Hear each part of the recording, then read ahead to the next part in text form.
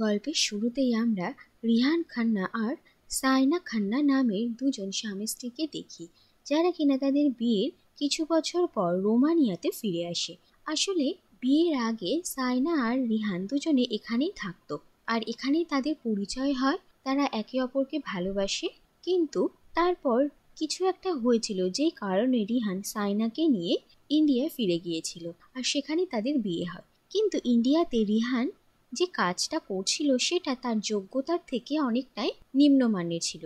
তাই যখন রিহান রোমানিয়াতে আবার একটা জবের অফার পায়, তখন সায়না রিহানকে এক প্রকার জোর করে রোমানিয়াতে ফেরার জন্য। আর রিহানের খুব একটা ইচ্ছা না থাকলেও সায়নার কথাতে এসে রোমানিয়াতে আবার ফেরে।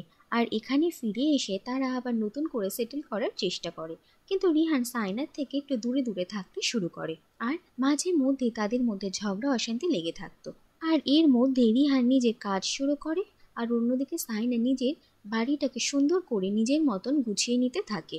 আর সাইনা তার জিনিসপত্রগুলো যখন আনপ্যাক করছিল, তার মধ্যে একটা ল্যাপটপ পায়। আর সেই ল্যাপটপ থেকে হঠাৎই লাল রঙের একটা জিনিস পড়তে থাকে। আর সাইনা যখন সিঙ্কে হাত ধুতে যায়, তখনই সেই সিঙ্কের মধ্যে একটা অদ্ভুত ভয়ঙ্কর দৃশ্য দেখে। আর এরপর সে ভীষণই ভয় পেয়ে যায়। আর সে যখন রিহানকে এইসব প্যারানর্মাল অ্যাক্টিভিটিসের কথা জানায়, তখন রিহান সায়নার কথায় সেরকম গুরুত্ব দেয় না। এরপর দেখা যায় যে 1 মাস কেটে গেছে, আর রিহান একটা বিজনেস ট্রিপের জন্য কিছুদিন শহরের বাইরে গিয়েছিল। আর বাড়ি ফিরে রিহান সায়নার একটা ফোন কল পায়, আর সে শহর থেকে অনেক দূর একটা টেলিফোন বুথ থেকে কল করছিল। আর সে রিহানকে তাকে এখান থেকে নিয়ে যেতে বলে। আর এরপর রিহান তাড়াতাড়ি সেখানে যায় আর সায়নাকে সেখান থেকে উদ্ধার করে। আর দেখা যায় যে সায়নার অবস্থা ভীষণই খারাপ ছিল। আর সায়না বলছিল যে সে একটা ভিশন দেখছিল। আর তারপরে যখন তার জ্ঞান ফেরে, তখন সে নিজেকে সেই টেলিফোন বুথের পাশে পায়। এরপরে তার আর কিছু মনে নেই। আর এরপরই একদিন শ্রেয়া আর আমার নামে সায়না আর রিহানের দুই বন্ধু তাদের সঙ্গে দেখা করতে আসে। আর তারা সবাই একসঙ্গে ডিনার করছিল। আর এরই মধ্যে সায়না কিছুক্ষণের জন্য ভিতরে যায়, আর হঠাৎই তার সঙ্গে ভীষণই অদ্ভুত একটা জিনিস হয়, আর সে ভীষণই ভয়ঙ্কর আচরণ করতে থাকে। আর রিহান, শ্রেয়া আর আমার সবাই এই দৃশ্য দেখে অবাক হয়ে যায়। আর এরপরে একজন লোকাল প্রিস্টকে ডাকা হয়। সে সায়নাকে শান্ত করার অনেক চেষ্টা করে, কিন্তু সায়না সেই লোকাল প্রিস্টের কিছু খারাপ অতীতের কথা জানতো। আর সে সেই কথা সেই প্রিস্টের সামনে একের পর এক বলতে থাকে, যেটা শুনে সেই প্রিস্ট ভয়ে সেখান থেকে পালিয়ে যায়। আর রিহান বুঝতেই পারছিল না যে এইসব কিছু কি হচ্ছিল। আর এরপরে আমানের কথায় রিহান ত্রিলোক নামের একজন ব্লাইন্ড ইন্ডিয়ানের কাছে দেখা করতে যায়। আর ত্রিলোক সাইকোমেট্রি নিয়ে পড়াশোনা করছিল, আর স্পিরিটের সম্পর্কে ত্রিলোকের অনেক জ্ঞান ছিল। এরপর একদিন সায়না যখন বাড়িতে ছিল না, তখন ত্রিলোককে সেখানে নিয়ে আসা হয়। আর সায়নার বিভিন্ন জিনিসপত্র দেখে তা স্পর্শ করে ত্রিলোক বুঝতে পারে যে সায়নার মধ্যে একজন ভীষণই ভয়ঙ্কর স্পিরিট বাসা বেঁধেছে। আর অন্যদিকে দেখা যায় যে কিছুক্ষণের মধ্যেই সায়নার দূর থেকে বুঝতে পারে যে কেউ তার সম্পর্কে খোঁজ খবর করছে। আর সে তাড়াতাড়ি হন্তদন্ত হয়ে বাড়ি আসে, আর ত্রিলোককে ধাক্কা দিয়ে সেখান থেকে সরিয়ে দেয়, যাতে বোঝা যায় যে এই স্পিরিটটা কতটা শক্তিশালী। আর এরপর সায়নার অবর্তমানে একদিন আবার ত্রিলোক সায়নার জিনিসপত্র ঘেঁটে তার সম্পর্কে সব কথা জানার চেষ্টা করে। কিন্তু এবার ত্রিলোক যা যা দেখতে পাচ্ছিল সে সব কিছু সে তাড়াতাড়ি একটা ডায়েরিতে লিখে নিচ্ছিল, যাতে আর কোনো বাধার সৃষ্টি না হয়। আর সে সব কিছু লিখে নেওয়ার পরে তারা সবাই মিলে যখন সেই ঘটনাগুলোকে পড়ে, তখন জানা যায় যে আসলে 1 মাস আগে যখন সায়নার সঙ্গে এই অদ্ভুত অদ্ভুত ঘটনাগুলো ঘটছিল, আর রিহান সায়নার ওপর বিশ্বাস করতে চাইছিল না, তখন একদিন সায়না ঠিক করে যে সে পুরো বাড়িতে সিসিটিভি ক্যামেরা লাগাবে। আর তাতে যখন এইসব ঘটনাগুলো ধরা পড়বে, তখন সে রিহানকে প্রমাণ দিতে পারবে। আর এরপরে সে একদিন একটা শপে যখন এরকমই ক্যামেরা কিনতে গিয়েছিল, তখনই আদিত্য শ্রীবাস্তব নামের একজন সায়নার সঙ্গে দেখা করতে আসে। আর জানা যায় যে আদিত্য হচ্ছে সায়নার এক্স বয়ফ্রেন্ড।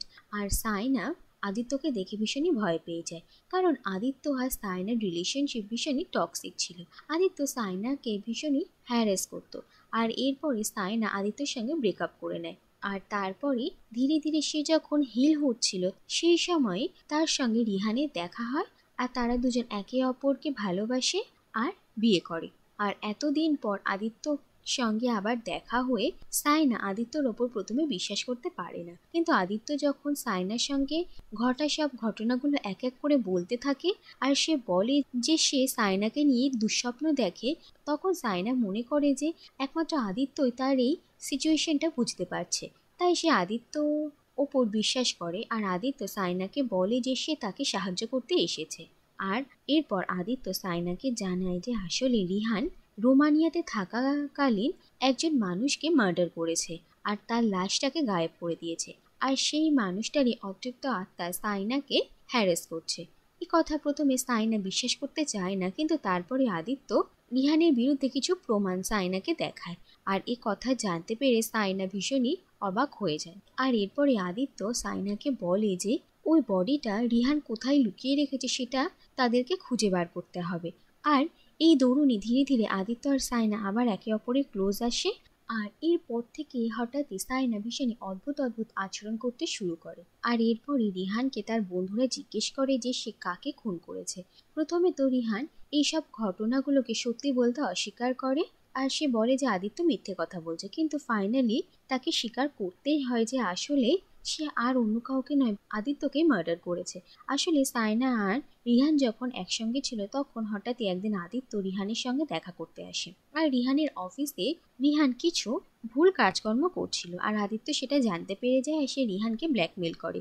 আর সেই সঙ্গে আদিত্য রিহানকে সাইনা আর তার সম্পর্কের কথাও বলে, আর আদিত্য রিহানকে তাকে কিছু টাকা দিতে বলে। কিন্তু রিহান যখন অস্বীকার করে তখন আদিত্য রিহানের সামনে সাইনাকে নিয়ে অনেক নোংরা নোংরা মন্তব্য করে, আর রাগে রিহান আদিত্যকে তার ল্যাপটপ দিয়ে আঘাত করে, যার ফলে আদিত্যর মৃত্যু হয়। আর রিহান ভীষণই ভয় পেয়ে যায় আর সে আদিত্যর বডিটা জঙ্গলে নিয়ে গিয়ে একটা জায়গায় পুঁতে দেয়। আর এরপর আদিত্য রিহান আর সাইনার থেকে প্রতিশোধ নেওয়ার জন্য ফিরে এসেছে, আর সে সাইনার সঙ্গে দেখা করে তার সঙ্গে ভালো মানুষ হওয়ার নাটক করে সাইনাকে পজেস করে নিয়েছে। আর সে সাইনাকে দিয়ে সেই জঙ্গলে তার বডিটাকে জ্বালিয়ে দিয়েছে, যাতে তারা আর তার বডি সংস্কার করে তার আত্মার মুক্তি না ঘটাতে পারে। আর সেই জঙ্গলেই সাইনা আদিত্যর বডিটা জ্বালাতে গিয়েছিল, আর তারপরে সে রিহানকে কল করে আর তাকে ডেকে পাঠায়। আর এরপর থেকেই সাইনা ভীষণই অদ্ভুত অদ্ভুত আচরণ করা শুরু করে।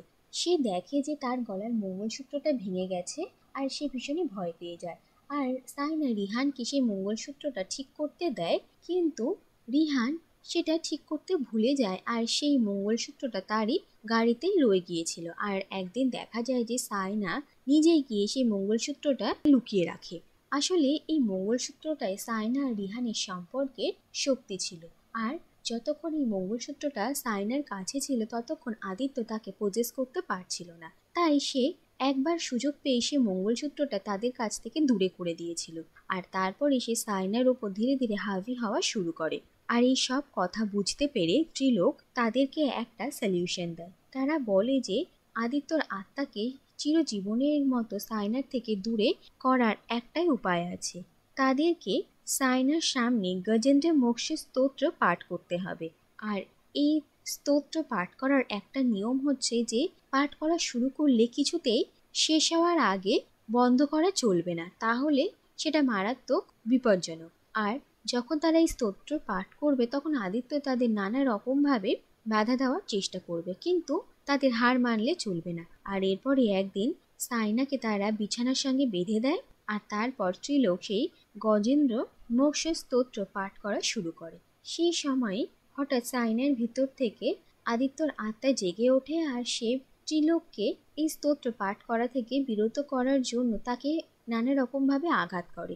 আর ত্রিলোককে আঘাত করার পর রিহান সেই স্তোত্র পাঠ করা শুরু করে, কিন্তু সাইনা রিহানকেও ক্রমাগত আঘাত করতে থাকে। আর এরপরই রিহান সাইনার সেই মঙ্গলসূত্রটা এক জায়গা থেকে খুঁজে পায়, আর সেই মঙ্গলসূত্রটা সে সাইনার সামনে নিয়ে আসে, যেটা দেখে আদিত্য ভীষণই ভয় পেয়ে যায়। আর এরপর রিহান সেই মঙ্গলসূত্র দিয়ে সাইনাকে জড়িয়ে রাখে, আর অন্যদিকে ত্রিলোক সেই স্তোত্র পাঠ করা শেষ করে। আর ততক্ষণে সাইনার মধ্যে থাকা আদিত্য রিহানকে অনেক আঘাত করে, কিন্তু রিহান কিছুতেই হার মানে না। আর শেষ পর্যন্ত আদিত্যর স্পিরিট সাইনার বডি ছাড়তে বাধ্য হয় আর সেই স্পিরিটটার মুক্তি পেয়ে যায়। আর সায়নাও ঠিক হয়ে যায়। আর এরপর আমরা দেখি যে কিছুদিন কেটে গেছে। রিহান আর সায়নার মধ্যে এখন সমস্যা মিটে গিয়েছিল। তারা দুজন একে অপরকে বলছিল যে তারা যখন এখানে এসেছিল তখন এখানে কত বরফ জমেছিল, কিন্তু এখন ধীরে ধীরে সব বরফ গলে যাচ্ছে। আর এর থেকে তাদের এই সম্পর্কের কথা বোঝানো হচ্ছিল। আর এর সঙ্গে এই কাহিনীটা শেষ হয়ে যায়।